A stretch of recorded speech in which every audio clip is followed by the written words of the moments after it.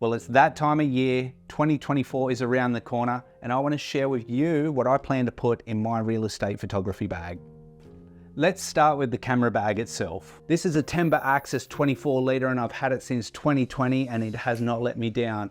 It's got a nice rubber feel to it. It tends to be weather sealed. I've traveled with it. I've filmed motorsport in the rain. I've done a heap of stuff with this. I've thrown around, I've sat on it. I've dropped it out of a car. It's kept my camera gear safe and it's got another 5 years at least in it. I'll be holding on to this one. Now, instead of doing a top-down shot, let's get all of the gear out of here and put it on the table. Much better. My kit looks nice and light this year and I plan to keep it like this. My camera of choice for 2024 is the Sony a7 IV. I've been using this camera for a year now and it does everything I need. The image quality is outstanding. It has a 33 megapixel sensor, has an articulating screen, it shoots auto bracketing with a self timer, it's nice and light. I've got a stack of E-mount lenses. I'd be silly to change the camera up this year. The second piece of equipment in my bag will be the Sony G Master 2.8 16-35. This is an amazing lens. I don't feel any need to upgrade to the Mark II version. It's wide at 16 and it's good for 35mm tight shots. However, in real estate photography, I very rarely go to 35. Pair this with the a7 IV and you're on your way to taking great photos. My third bit of equipment is the Sony G Master 14mm 1.8. This lens makes me smile. Anytime you're in a tight living space or a bathroom, put this on and it opens up a new world of photography. It's small and light, and this could set you apart from your competition. Now, my fourth piece of equipment is a circular polarizer by Polar Pro. I very rarely use a circular polarizer, but anytime there's nasty reflections on hardwood floors or on picture frames or windows, this can come in handy. And number 5, a blower. Before any shoot, I like to give the sensor a blow. Even though you can remove the dust in post, it's just a good habit to get into.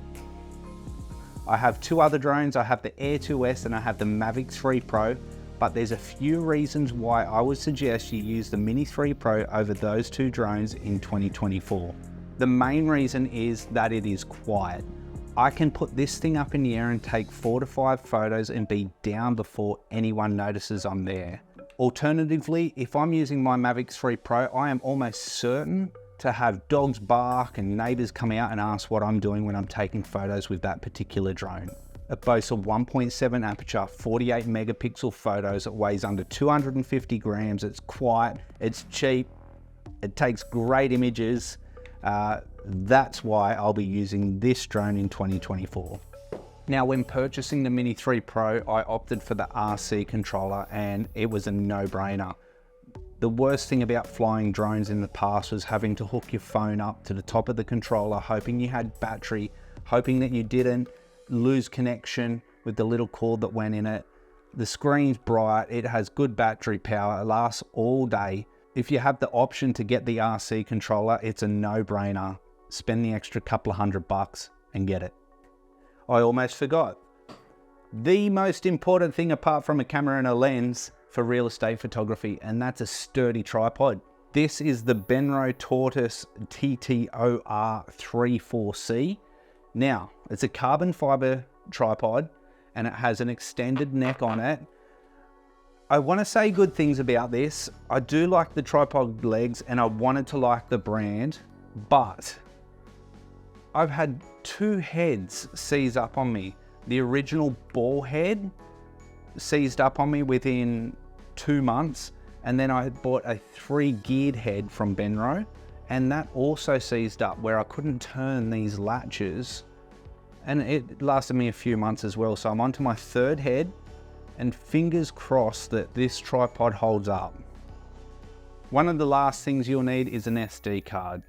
This is Sony's CF Express Type A card. They're expensive, but I've never had one fail. They're durable and they have insanely fast read and write speeds. If you've shot 300 to 500 photos in a day and shot some video as well, the last thing you want to do is sit there and wait while your photos and videos are uploading on your computer.